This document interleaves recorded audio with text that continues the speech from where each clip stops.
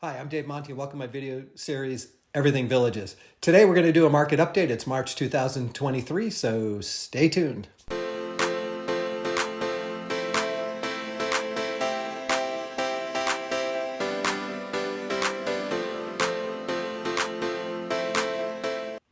As always, before we get started, a couple of housekeeping items. If you like this video, please hit like. If you like my video series, please subscribe to my channel. Both of those actions help these videos reach more people, and I greatly appreciate it.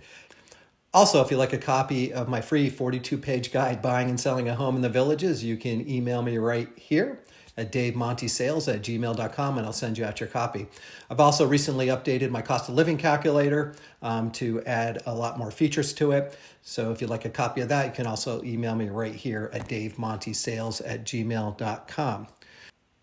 And part of the housekeeping this time around is something that I am going to share with people. I usually don't get too salesy here or promote myself too much other than trying to show you competence and conscientiousness for my clients, but those things have paid off. I'm proud to say that I am rated the #1 agent in the Villages per ratemyagent.com, and as well as the #1 agent in Sumter County. A lot of this just has to do with the fact that I've got great clients who are willing to give me good reviews. So not the #1 producer yet, but we're working on that. But I am proud to say that I am the #1 rated agent, and mainly because it comes with a lot of hard work in supporting my clients. Here's some other videos that you might be interested in, pricing part 1 and 2. The next one is biggest bang for your buck, where I talk about picking up a fixer-upper for the most part, or a home that needs a little bit of help. We do the work for you, and you get a fantastic deal and some instant equity in the home. Understanding the two markets, buying sight unseen, homeowners insurance, bonds, taxes. I got a lot of different videos. All right, so what is going on with the market? We'll get to the meat and potatoes of this. It is confusing.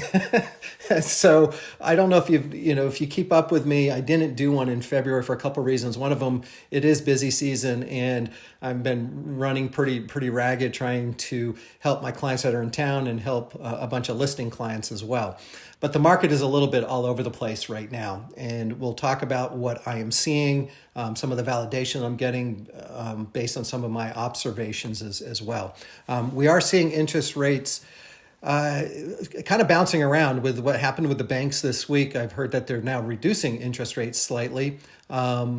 So I did take a quick look. The average right now is 6.5%. I do get emails from various mortgage brokers, and I've seen them as low as like 6.1%. So we hit 7, and now they're slowly coming back down, and we'll see what happens here over the next couple of months. Prices have flattened, if not starting to dip slightly, and we'll talk about that. There's like a big disconnect that we're going to talk about. Good news for agents who are selling on the MLS side, selling resales. The Village of Richmond is closing out if it hasn't already.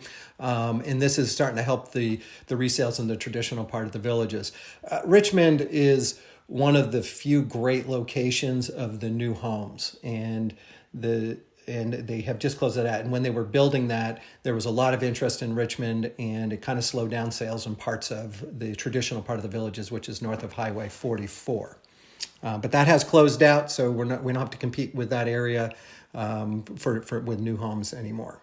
If you've seen any of my videos, this slide's very familiar to you. I use months of inventory, which is probably the best indication of whether it's a buyer or seller's market. A balanced market is 6 months. Anything less is a seller's market. Anything more is a buyer's market. How do you get to this number? Well, currently there are 346 homes on the market. Then we need to divide that by how fast homes are selling, and they'll tell us at current rates, this is how much inventory is left. And currently we're selling on average 98 homes over the last 3 months, which puts months of inventory at about 3.5 months. Now, this is a healthy seller's market still. Even though we have started seeing prices come down, we're starting to see inventories increase, but the inventories are pretty much where we were pre-COVID. How fast homes are selling are pretty much where we were pre-COVID. So we're almost back to a market that is a normal market. And the normal market here in the Villages is a healthy seller's market. All right, so let's get into some of the numbers. Active listings. As you can see, the active listings do tend to go up during busy season. So you see a little bit of an uptick here. But in general, this is COVID hits, the active listings increased. Then we got into the full swing coming out of COVID, and the inventories went down to just ridiculously low levels, and now we're back up a little bit. Now, what's interesting is we're pretty much on par with where we were pre-COVID, meaning that we had a healthy seller's market before COVID hit. Then this happened, but you'll see that we're pretty close to the inventories that we were at, like I said, pre-COVID. All right, number of homes sold. This bounces all around, as you can see. Obviously, this is an effect of COVID about 2 years ago. But as you can see, we kind of bounce between this channel. And so we're bouncing back off this lower limit right now. And I do anticipate that the number of homes here being sold is pretty steady. It has been very busy last couple of months. And, you know, we've got a number of homes pending. And we'll talk about what's selling and what is not selling in here. Hey, months of inventory.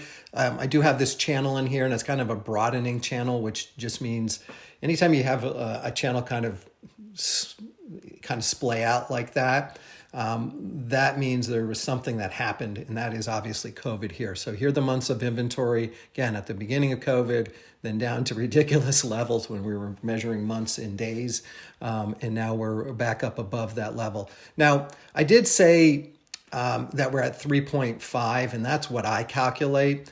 There's some anomalies that happen in this system when I'm running stats. So this comes out of the stat system. When I run the numbers raw, that's where I come up with the months of inventory, which is more accurate than the system. But the reason I put this graph here is to give you a sense of where the numbers are going. And I do anticipate this rolling over slightly, but you know, time will tell. Days on the market. As you can see, the average days on the market in here were like 60, 55, 60 pre-COVID, and they went way down. And we're now back up to almost normal range. We're a little bit on the higher side of this, but the homes are staying on the market a little bit longer. What I am seeing is that homes that are still priced fairly, that show very well, are selling pretty quickly. The homes that need updating are sitting on the market longer, and those are the ones that we're starting to see a lot of price reductions on, which is good for buyers. You know, from a buyer standpoint, we are seeing some of the homes, and which leads into what I mentioned earlier in the video is our biggest bang for the buck is going to really start taking hold, meaning some of the homes that need updating are going to sit on the market longer, which means the prices are going to be reduced. So some people are going to get some very good deals on homes that need to be updated. And again, we help clients update homes. All right, sold price ratio. Now, this is kind of what we anticipated. We've been talking about this for a number of months now, that we did anticipate it rolling over and starting to flatten out. The price, we did have kind of an increase in pricing near the end of last spring and summer, and we have seen prices starting to decrease slightly. I don't anticipating it going down. I'm going to show you another kind of anecdotal graph that I've seen, not just here in the villages, but I've seen on some of the websites that do try to predict what's going on and show what's happening nationwide. And I'm seeing very similar feedback there. Okay, and that's this right here. So anyway, the price per ratio, it is turning over a little bit. I don't anticipate it coming down. We do anticipate it sort of flattening out here. So what's with all the price decreases? This is kind of the disconnect. It's kind of funny. It was, I've been using the word disconnect in the market. And when I do homework for these videos, I'm almost exactly the quote that I've been telling my buyers and sellers for the last month here, that there's a big disconnect between the market. So here's the disconnect. The disconnect is, here's list pricing. So list pricing has been doing this all along. And sellers are still sort of in that mode of, hey, we're in a seller's market. Prices have continued to go up. I want to list my house up in here. In reality, the sales prices, as I showed you on the last graph, have turned over. And then we are seeing, like type homes in the pricing sort of tick up on the nicer homes, we are seeing it kind of come down a little bit more on homes that need a little bit of help. So when we're seeing price drops, we're seeing price drops in list or asking prices that are just becoming a little bit closer to what the sales price are. So we are seeing asking prices come down to reality a little bit, which is nice. However, this is what the buyers are expecting. I don't know how many buyers I had in town all wanting to make lowball offers on homes, and the Villages is never really ripe for a lowball offer. Unless the home has been sitting for a long time, needs a lot of work, then there's a possibility of lowballing offers. But if you have a nice home, or you're looking at a nice home that's turnkey and it checks a lot of boxes, they're still getting pretty close to what they're asking for pricing. So the disconnect is really from the sellers still being up here and the buyers expecting this, when in reality we're in this range some place right here. So again, a little bit of a disconnect, but I am seeing, like I said, homes that need help are staying in the market much longer, which will provide a lot of opportunity for buyers. So where are prices going? Well, I've been incredibly confident over the last year and a half or so where prices are going, and have actually been pretty accurate. I'm a lot less confident in predicting what's going to happen over the next year, and we'll talk about that. Partly because pricing right now is all over the place in the Villages and nationwide. Let me go back up to here.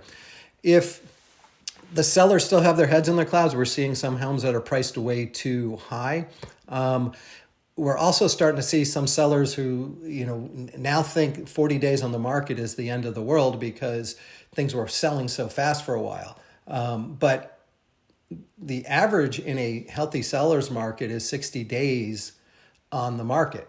But we're seeing some sellers, when it hits 30 days, 40 days, are kind of freaking out a little bit, going, hey, what's wrong with our house? What's going on? So we are seeing some price drops.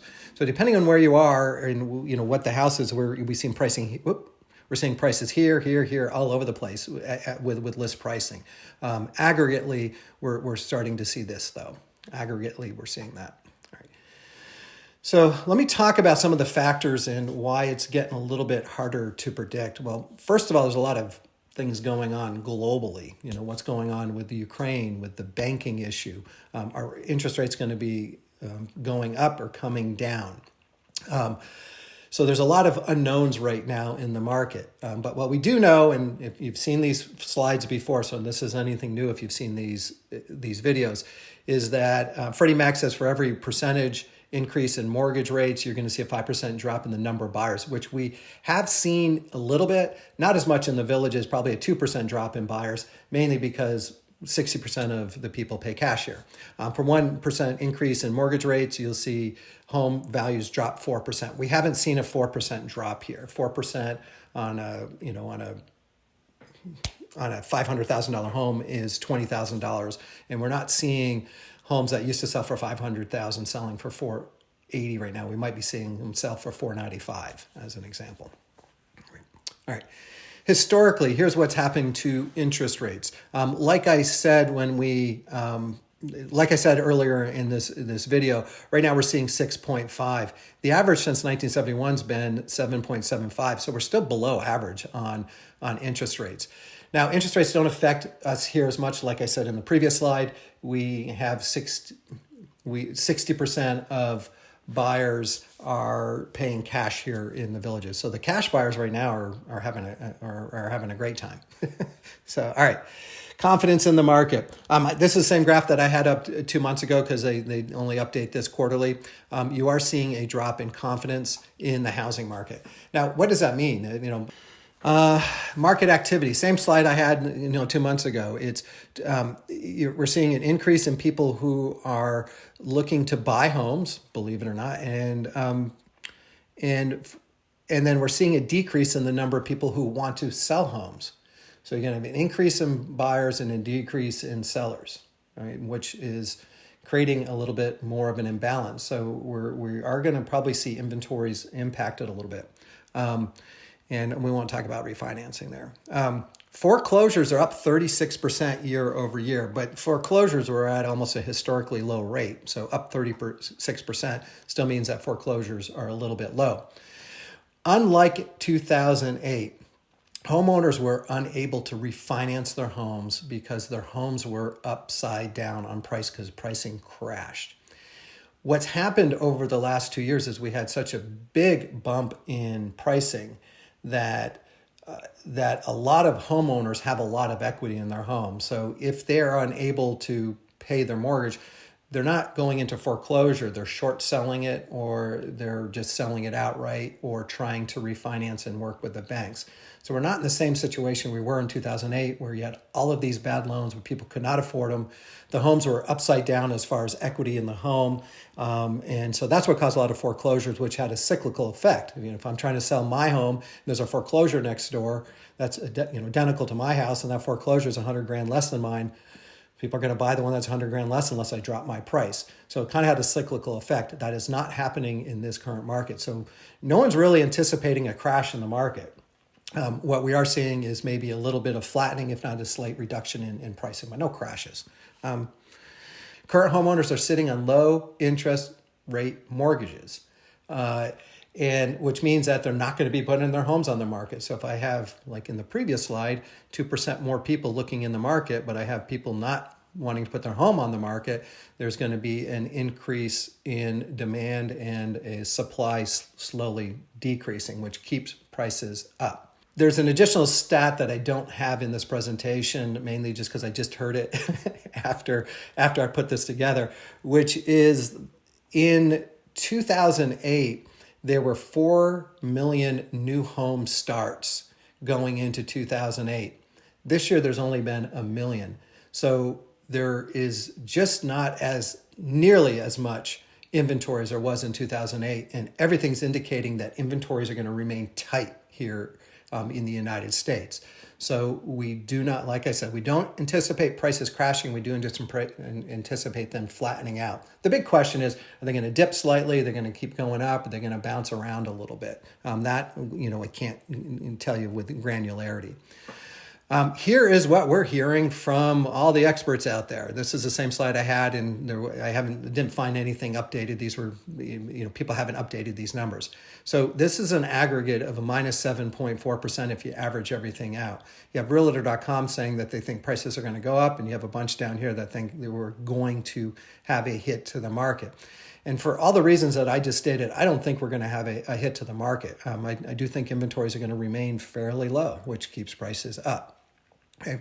Now, in the villages, and we're going to talk about why the villages has some advantage, but in the villages in 2008, if you just use the same ratios that happened, around 2008, 2009, home prices around the United States went down about 33%. Here in the villages, only 9 to 10% did they decrease. So if I take this minus 7.4% and use that 3-to-1 ratio, that means we're probably only anticipating, if all of these predictions are accurate and if these averages are correct, that we might see maybe a 2% drop in the villages, which, there's some indication that might happen. But again, no crashing. I'm just leveling off of prices quite a bit. Let's talk about the Florida advantage. Climate, tourism, job market, international buyers, demographics. We're seeing a 1.8% increase in population. That's huge. So we're seeing a lot of people moving down into Florida. So demand in Florida remains high. Well, let's get in specifically into the villages. Again, not a new slide here. Approximately 7,000 homes are sold annually in the villages. 60% of them are new, which means that the number one developer, or the developer of the villages, has a little bit of control over inventory. If they want to throttle back on building, they can, to maintain housing prices, to maintain lower inventories, to keep housing prices up. So they do have the ability to control the inventories here if they so choose to do so. Okay, demand, baby boomers. We still have 10,000 new retirees a day. Okay, the age, I get asked this quite a bit. It's like, what happens after the baby boomers bubble comes through? Well, are definitely on the back end of baby boomers retiring, but all those baby boomers still need to age.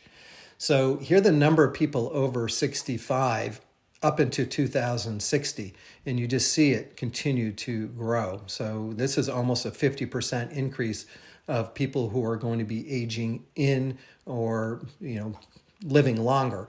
But the number of people over the age of 65 in the United States is going to be huge in 2060. So don't anticipate a lack of demand here in the villages. Retirees don't lose jobs. So if the economy takes a massive turn, especially around, if people are working jobs around here, it's very easy to find a job. There's not enough supply of employees here. They have larger, more diversified portfolios, and a lot of retirees have the ability to pay cash, so interest rates don't have any effect. Now, one big disadvantage is inflation. When you have a fixed income group of people, when there's high inflation, that can impact the retirees.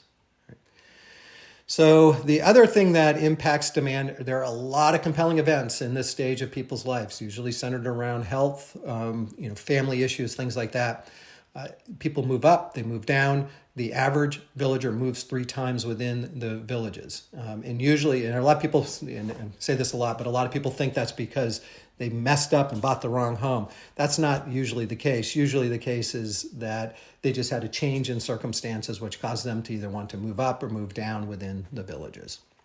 Now, is it a good time to buy or is it a good time to sell? So we'll talk about both sides of this. These first 3 have to do with moving into the villages from outside the villages. Is it a good time to sell your same price home and move into the villages? Well, a couple slides ago, we talked about the 3-to-1 advantage the villages has over nationwide. So if you believe that the housing market is going to soften or come down some or crash, which again, I don't like using that word, but I doubt that's going to happen, then you're a little bit more protected in the villages for all the reasons we just went through. There's still high demand. They can control the inventories. And if 2008 was any proof, there's a 3-to-1 difference in the decrease of pricing. So if you have a $500,000 home outside the villages and you want to buy a $500,000 home inside the villages, now's not a bad time to do it. Assuming we get that 7% hit outside, that's $35,000. If you get and if you get a 2% hit inside, that's $10,000 hit. So right now is not a bad time to do it. Downsizing in the villages, definitely. Again, taking money out of the market if you believe the home prices are going to either stay flat or go a little bit lower. Okay, so now's a good time to downsize. And should you upsize into the villages? Well, if you're just looking at raw numbers, I should actually make this a big thumbs up. So it's actually a good time to upsize, and I'll use the numbers. Let's use the same one that we used in the previous example. I got a $500,000 home. The entire market takes a hit of 7%, like a lot of the analysts on average are calling about. That's $35,000 hit. In order to have a $35,000 hit inside the villages, assuming again that it's a 3-to-1 advantage in the villages at only 2.5%, then you would have to have a $1.4 million home. Right? So in other words, and I should put the math up here, but a little bit late for that. But in general, if I have a $1.4 million home and I lose 2.5%, that's $35,000. If I have a $500,000 home outside the villages and we lose 7%, okay, that 3-to-1 ratio, then I'm losing $35,000. Right? So is it a good time to upsize? It's not a bad time to upsize. If you believe the housing market is going to decrease in value, the villages is much safer. Same price within the villages, that's just an even swap. Upsizing into the villages. Again, I don't think it's the best time to upsize. Okay? Now, again, upsizing into the village is fine. Upsizing within the villages, you're just putting more money into a market that's a little bit iffy right now. And downsize within the villages. Great time to downsize. So if you're looking to downsize and minimize risk, now's a good time. All right, key takeaways. Market is slowing. It has been slowing. It's probably leveled off by now. I should probably put the market is leveled off. I'm going to get in here. We have better inventories for buyers. So that's not as good of news for sellers.